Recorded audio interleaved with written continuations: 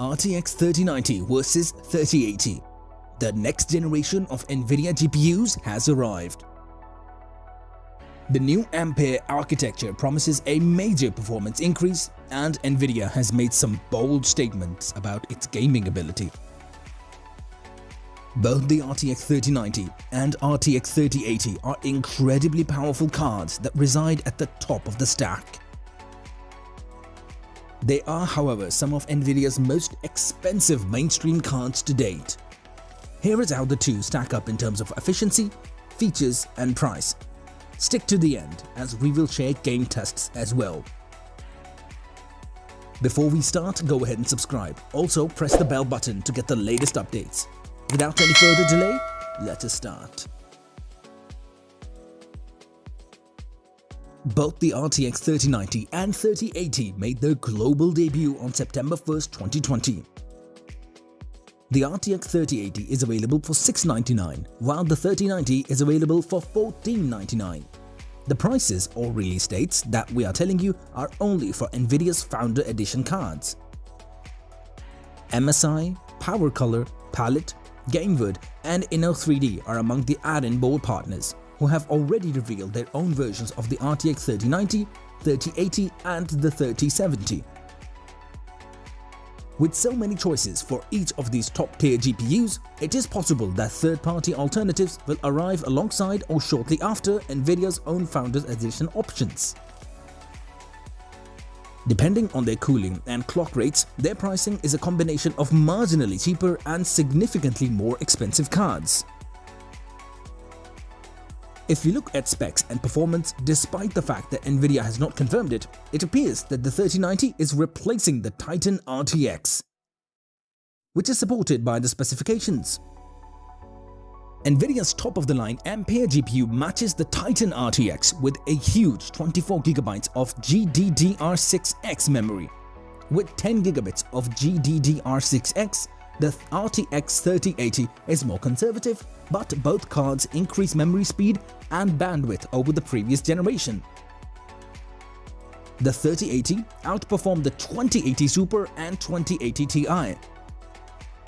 In a variety of NVIDIA-chosen games such as Control, Doom Eternal, and Borderlands 3, Digital Foundry found the 3080 to give between a 60 and 90% performance improvement over the RTX 2080. That was at 4K resolution and with all settings at their highest, with and without ray tracing available.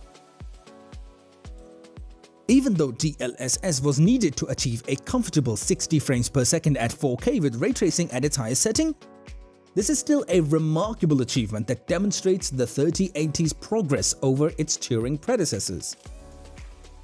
The 3090 is even better. It has 20% more CUDA cores than the 3080, 23% more memory bandwidth, and almost 2.5 times the memory speed. With DLSS enabled, the 3090 can deliver 60 frames per second at 8K resolution according to NVIDIA. That means the RTX 3090 can deliver 100 frames per second at 4K without ray tracing, or 60 frames per second at 4K without the use of DLSS. In comparison to the previous generation, the RTX 3080 and 3090 draw more power. On the reference design, the cards need 320 watts and 350 watt at stock, respectively, and are powered by NVIDIA's new 12-pin power connector.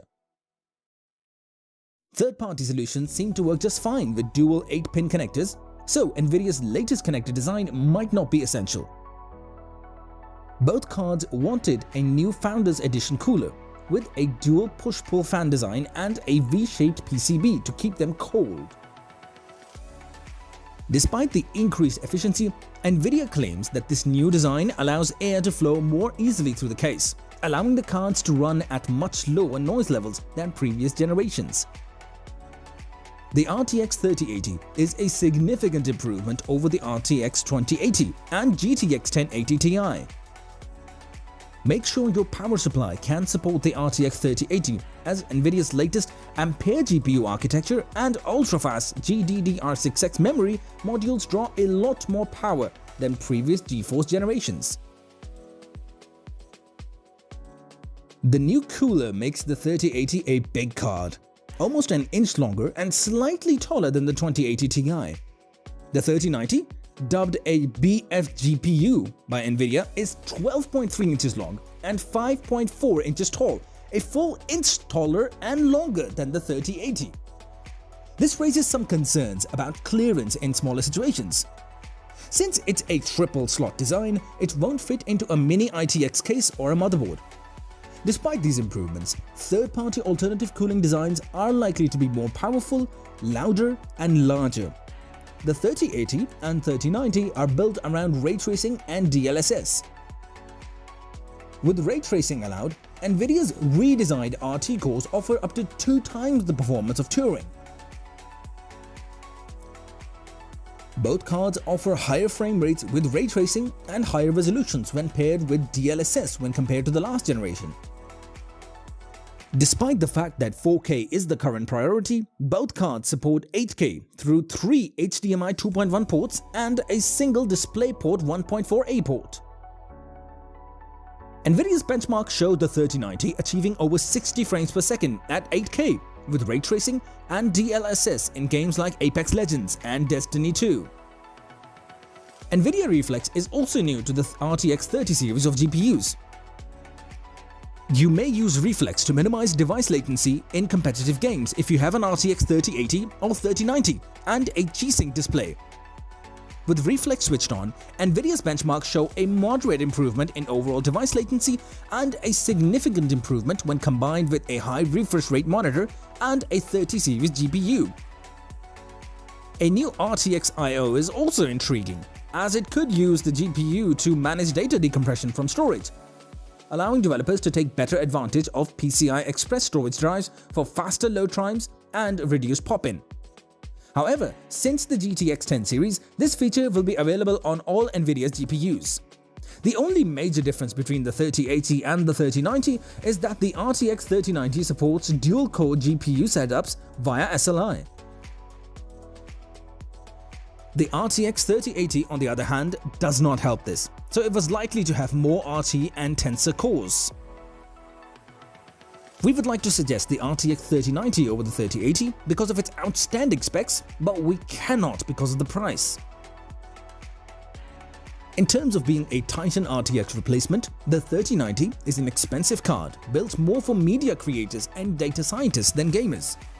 Even though it is the fastest GPU available for gaming, most people will not pay $1499 for the whole system, let alone only a graphics card. With such a high price tag, the RTX 3090 would almost certainly only be used by the most dedicated gamers. The RTX 3080 should prove to be a capable 4K gaming CPU, and it's a better deal at $699. Because of all the RTX 3080 has to offer at such a low price, it will most likely be gamers' ultimate high-end option. It's called Nvidia's flagship GPU for a reason. If you do not want to spend the extra money on an RTX 3090, but still want to game at 4K with smooth frame rates, the RTX 3080 is a great option. It has the same features as the RTX 3090 and is a better choice if you are looking for pure gaming results. That's all for today, folks. Tell us in the comment section what is your point of view about the RTX 3090 and 3080. See you soon with yet another amazing video.